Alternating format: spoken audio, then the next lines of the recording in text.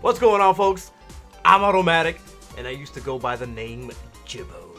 And for some reason, when I get questions on live stream or Twitter on the YouTube, people refer to me as JiBbo, and they'll say something like, JiBbo, what do I do? 2 V-triggers, new character, I don't know which one to pick. And to that I respond, hey man, it's gonna be okay. Relax. I don't know.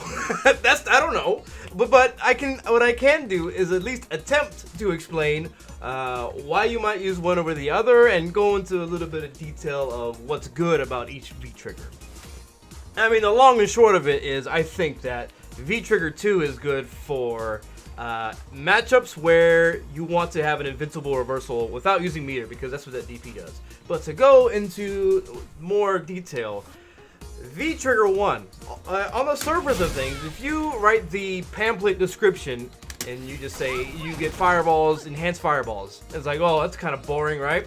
But there's more to it than that, because we're comparing these 2 V-triggers and we're really looking at how they differ from each other and what are the benefits from one or the other. So the V-trigger 1, you get four special moves out of it, which is the enhanced fireball. You can throw 4 of those. So then you want to know, what do you get off of those enhanced fireballs? Are they better than the regular fireballs? And yes, these are actually +1 on block rather than the -8 I think the regular fireballs are. So they're comparable to the EX version of the fireball. And you got 4 of them, and you can charge them, which makes them even more advantageous, and they all have a juggle property if they hit. So even if you hit from a distance, you can still react to it and still DP them. You have the juggle property, and if you charge it up all the way, you can hit them with, I think, pretty much anything. You get EX Tatsu, I think, dash of EX Tatsu. They become enhanced in that way. So they have less recovery as well than her normal fireballs. They do, according to the website at least, the CFN website. It was like 4 frames less or something about that. But that does mean that if your opponent jumps at you at the same time that you throw a fireball, you are more likely to be able to block in time, or maybe even anti-air. So that is one of the benefits of that V-trigger, is that it helps you in the zoning in the neutral. And if you combine it, I don't know why I had to like roll up my sleeves when I'm explaining. And there are some setups that I've put together that lead into the crouching hard punch, which covers both knockdowns. Namely, it's the hard punch DP. Now, the crouching hard punch will cover both of the knockdowns because it has 5 active frames. So in this situation, it will cover both normal and back recovery. So this is important because if you have a fireball now, you can do this, and then the crouching hard punch, and since that covers both knockdowns, you will be able to meaty them no matter what, and have the frame advantage, as long as they don't do an invincible reversal. So this is one application of this. Crouching hard punch, and then that, and since you have the juggle property, you can do, what, medium punch, DP, EX Tatsu, that kind of thing. So yeah, you can combine what you already have and then lead into that. Because otherwise, you don't have a move, except for the EX Fireball, that's going to leave you advantageous. Now you have +1. You have a guaranteed knockdown, and that +1 state. So there may be more things to come on that. And I think that might be everything except for... yeah, everything except for this mechanic here. This hard punch and hard kick, it looks like a special move kind of thing. This has, I think, 7 active frames, so you can use it to cover both knockdowns. The only setup that I've found so far is EX Tatsu dash up once, and then that'll cover both knockdowns. Normal and back recovery. I'll demonstrate that briefly. I know I don't demonstrate enough of my YouTube videos.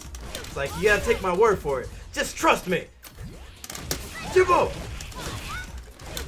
So there we go, that covers both knockdowns, and it has frame advantage on block, as well as you can link off of it without counter hit. It's +6 on hit, as you can see up above. Frame, +6. +6 means you get crouching medium punch, standing medium punch. Alright, crouching medium punch, that works. Standing medium punch is probably better because you can link into crouching medium kick, and crouching medium punch actually does more damage, so if I can get crouching medium punch, that's even better. But I cannot! I'm commentating my own lab.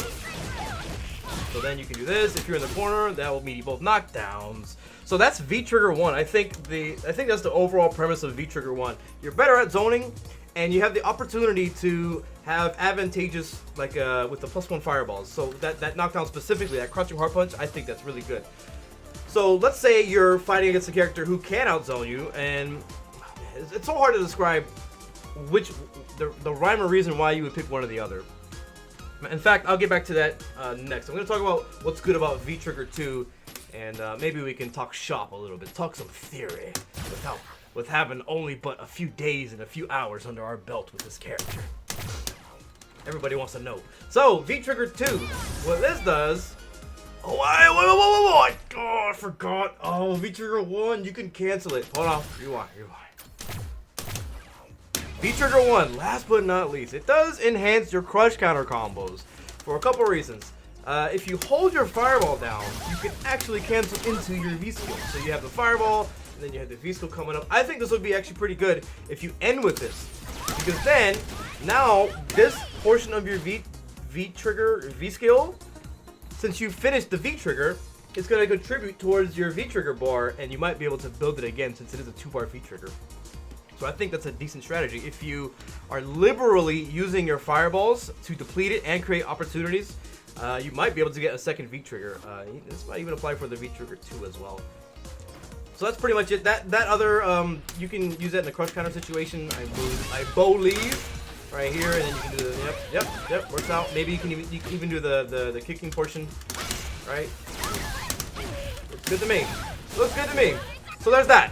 Okay, V-Trigger 2. Woo! Getting late. Okay, V-Trigger 2. It gives you a enhanced Dragon Punch that is invincible. That's invincible on Wake Up. You can use this, rather than using your EXDP, so you save the meter. So when you have this active, you get knocked down, you have that option to do this DP. I think this DP is equal to, yeah, it's the same knockdown as the regular DPs. It's a bit far away though, if I remember correctly. If you're too far for a throw, then it's kind of whack. Let me just test that real quick. Too far for a throw, but you're +3. So that means standing medium punch, maybe crouching medium kick follow-up, that kind of thing. Not bad. It's good in the corner too. It's good in the corner. It'll also satisfy that juggle after you get this thing here. You can do this, and you can do one of those. And I believe you can do the Orochi, where she does like the weird punchy thing in the air. You can hit like 2 of those and then land early, and then you can juggle the DP. I think that might be max damage, but it's kind of hard to do that. I actually don't get it very often. Like you can land early on that if you do it extra late. But the other benefit of this V-Trigger is the top 2 itself. Now, something that's very strong with Sakura is her standing light kick and buffering it into medium punch DP at ranges at which it'll only whiff, but if it contacts them, it's always going to hit, or using it as a whiff punch, right? The standing light kick, 4 frames, amazing button. It's ridiculous.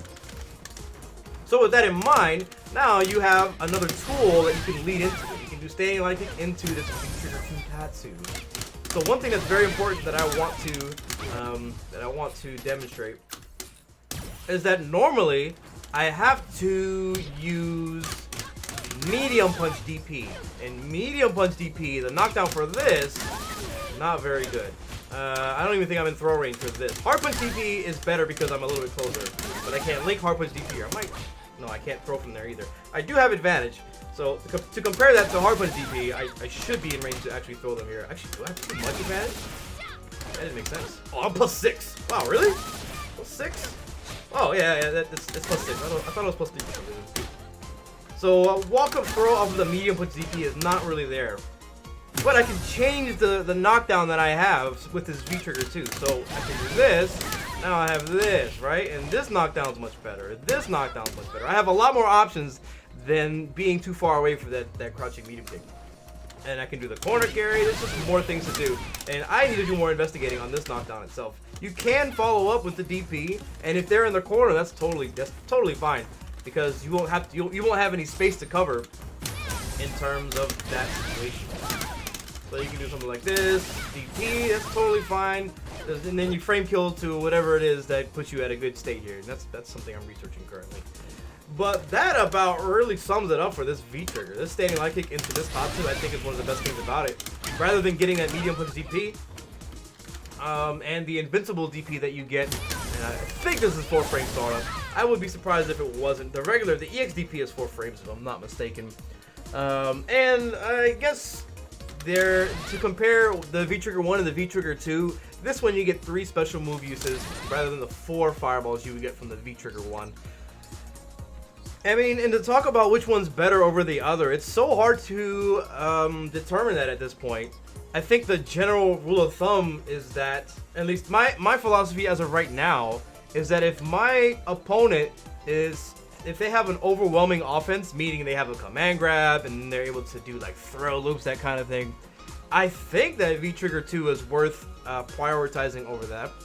But then again, that same character might not have a reversal themselves. So then having the +1 fireball in the corner, maybe that's better in that situation. So, I mean, for sure, case-by-case basis, which character might be better than the other. But it might even be a player thing. Maybe you're fighting against Fudo. Fudo isn't necessarily crazy with Armika, so maybe the control game is better. Therefore, V-Trigger 1 is better. But then you might want to have the V-Trigger 2 threat of a DP to begin with. So I think both V-Triggers have something to offer in a lot of matchups. And maybe it does come down to preference. So there's a lot of reasons to choose one or the other. I think both of them are great. Take a pick. Get good at one. Maybe you're not good with one. Play the other one. They're both good. I think they're both good. I think Sakura's good. And that's about it. Let me know what you guys think in the comments below about Sakura's V-Triggers. Like and subscribe. I hope you learned something. I'm AutoMattock. Sleepy AutoMattock.